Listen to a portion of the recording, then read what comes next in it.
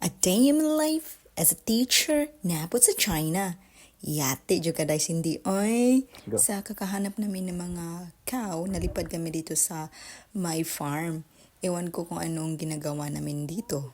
So, ngayon, hinanap namin yung kalabaw kung nasa na. Ito pala yung farm sa China, mga dong maganda. O, di ba? Tuktuyok pa more. Oh, di ba ganda? So, hindi namin nahanap. So, ito pala yung Wonderful Village dito sa Yanbian, Jilin area. So, yung nakikita niyo, feel ko na mag-ikot-ikot kasi nga walang mga cars malayo sa city. So, kaya napaisipan namin na dito kami magpunta. Kaya kasi fresh at saka walang hindi siya crowded, hindi maingay, at feel mo na relax talaga at bakasyon talaga yung pinuntahan namin dito. Tingnan nyo, ang ganda sa mata, di ba? Walang ingay. At nang pauwi na kami, wala kami masasakyan. So, naglakad kami kahit Punta sana saan. kami ng farm, pero Nahanap namin yung farm ni Alice Guo. wala kami makita. Tapos wala pang taxi. So yun, naglalakad na lang kami.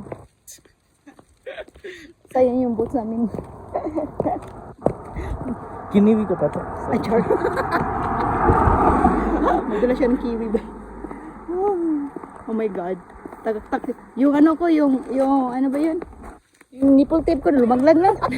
Laglag yung Tagal ay nipple. dikit. Wala kasi ang pawis na. Bait ni nanay. Wow.